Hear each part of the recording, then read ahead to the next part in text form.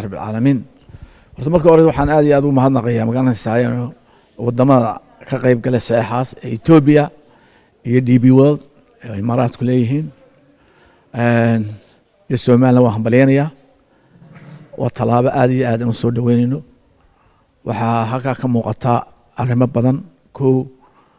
waxaa ka muuqata in Soomaaliland ay noqotay dal la aamini karo oo la isku haleyn karo oo heshiis geli kara oo la maal gashan kara ka dhalatay halka waxa ka baratay wadamada IGAD amba Horn of Africa halkii colaad u dhaxan jirtay inaynu cooperation wada qabsi iyo magaranaysaa integration economy integration oo bilaabmay beyond the crisis marka waxaan inaga dhamaaday in Soomaaliya hagaagta hadii la yiraahdo heshiiskani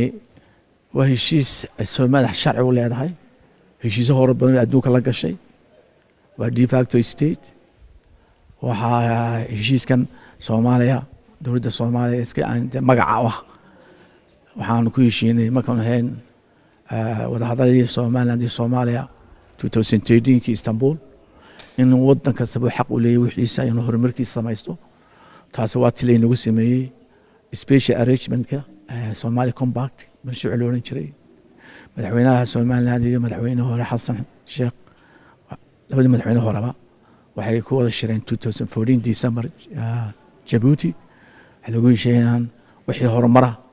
aan magaranaysaa aan qolka xaq u leedahay marka waxaan taas oo inay dhex taalay marka ninkan iska hadlaya de kolba wad ogtiino mid NGO yar haysan jiray oo kolba ka dhigan madaxweyne tamay laga soo qaado ninkan la yiraahdo khayre waxa weeye waa mid iska daa Soomaaliland Soomaaliya horta wax la yiraahdo oo federal government ma jirto waa magac la sameeyay oo lagu qabsado doonaya in shabaabtan lagu la dagaalamo khayraadka Soomaaliyana lagu qaato hadduu naf leeyahay saddex gobol oo Jubaland la baxay ayuu Axmed Madow isku dubaritay oo xaq u lahayn hadduu xaq naf leeyahay dekada Boosaaso عبد الولي قاس سوى له حنا دولة regional state أيو سي independent أو استعمالها ما قال واحد سومالو تراها أبا كوين كيرجع إله كوين يقول سوده عبد الولي وخبقة هنا كان هو ماستر كيس هوري ما وقتي ما قال حوي كان الدلاليس بعض وش هاي أو سومالي قاس عن أويل كومباني هو هذا أركت ده قال تريبا ما هو جوي ما يسمى كي أنت دعيسو دلاليس لانتاس ما كانوا يقولون أغنى ما أنت الصومالية وحن دولد له شيء أو حق عنك وهي أحمد مدوبي فرماجو يا أحمد يا عبد الولقاس ما فرماجو لما عاملنا سعيد ما يدورون حليه ولا يدورتي صومالي يدور صومالي دورتوا هي يكون إحدى دورنا ولا ما قاعي ما قام الحين فرماج ثانو إن شاء الله تعالى كول حريرنا إنه وحن لقبه دلالكن يدي إنه يسوي كوبنتاي لكن waxaan inuu isagu kooban tahay laakiin waxaan sheegaynaa inaanu ka talin karin isagoo inanta yar magaranaysaa Soomaali Bantugi wasiirka dekedaha ya kama berbere kama talin karaan waa qaladkan saxayno 60 kii dhacay inta la dalkeega waxaan aqooniba uu ka hadlo waxaan kalena u sheegaynaa shacabka reer Soomaaliland wasiir kharijiyaha Djibouti waa aragteen halkuu istaagay markaa hadaba ragii dadkii kala saari waayay gacalka iyo qaranka taas oo inoo marxad falay Djibouti ay tahay marka absiyaasha waxaan leeyahay dabaasha qaranka iyo siidinimadu meel ma wada galaan qaranka ayaa ka muhiimsan muddo gudoomiye waxa hadda wasiirka arrimaha dibadda wuxuu taageeray dawladda federaalka joojintaas ay sheegtay inaanu sharci darro tahay heshiiskaas waxaan leeyahay Somaliland iyo Soomaaliya wada hadallada Djibouti bay ku kulmayaan yani caqabad ku noqon karin dhax sida uga noqon karta wada hadallada Somaliland waa tan ogaanay waxaan la kulmi lahaa farmaajo madaxweynaha ya dadkii wax xukumi jiray ma ogtahay anoo ninkan awsla hadiisa ku qaadan meena awska iibin jiray kuwa waan isaga eegina hadii la yiraahdo inuu waxaan la qabiyeen kalo de markaas aan talaabo qaadina inaan kaba qayb galno jabuutina waxaan weydiinaa in qoladii daafacaysay lahaa faysal dheemaal buu qaatay kaayaga baasboor qaatay maantay kala caddaatay ma ogtahay iyo macawiso ma ogtahay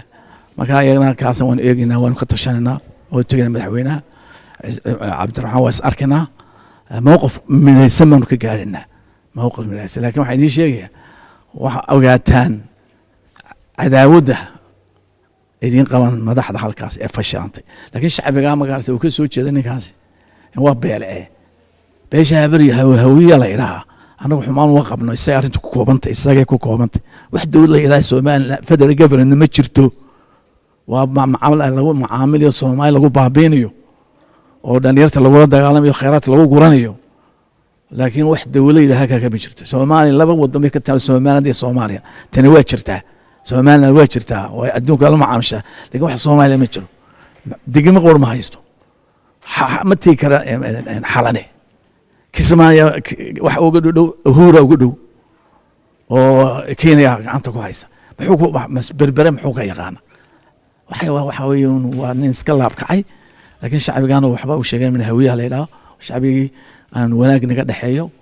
wixii qabiilka Jubba haysta ka Baydhabo haysta ka Majeerteen haysta ka Gobolka Dhexe haysta was the government dowladnimada shuruudii dowladnimada ma jirto inagu ma dowladda federaalka haye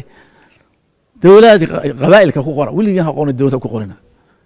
inaga waa burmud galay waxaan jirin marka waynu insha Allah taala waynu arinteen waa dhamaysanayna laakiin keena xun waxa ka xunkaasi ka inaga inagu jira ilaahay kale gareen gacalka iyo qaranka iyo magacanaysa sharafta iyo dowladnimo kale gareen martida jecel marti noqdo baasaboor martiyo oo qaad martiyo oo macawiso martiyo ka la hadla muddo gudoomiye marka laga tago istifaacidda Soomaaliland Soomaaliya adigu siyaasi baa tahay waxbaad magaranaysaa si ogaan kartaa miyaad u malaynaysaa khatar inay Soomaaliland kaga soo socoto Soomaaliya maxay khatar haysaa baarlamaanka kale waxa la hadal hayaa inay warma baarlamaan ba jira oo ay cunaqabateyn saari doonaan yaa idiga wax weyn ka dhigaya maxay jira deer waxa ma jira ma jiro baarlamaan ma jiro shakhsiyaad la laga soo waray qaar inaga xitaa ku jira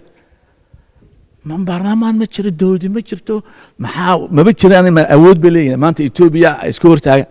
ma awood ay isku hortaagan imaaraadka leeyahay ma awood Soomaaliland ku leeyahay ayaa jirta maxay nagu sameyn karaan xoog inaga ma qaadi karaan inaga ciidan badan ma jiraan been aan waxba jirin oo mass media social media ka nooliyeen iyo isku tasawira meelahaas iyo kubadda wadankiisa hagaajisay ka qayb shirkiisa diyaarad ka hayso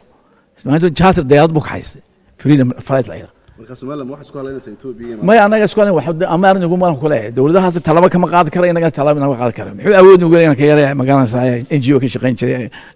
Norwegian Refugees and Council ka shaqeyn halkan la joogay waa daayeer way kursi aanu qalin la saaray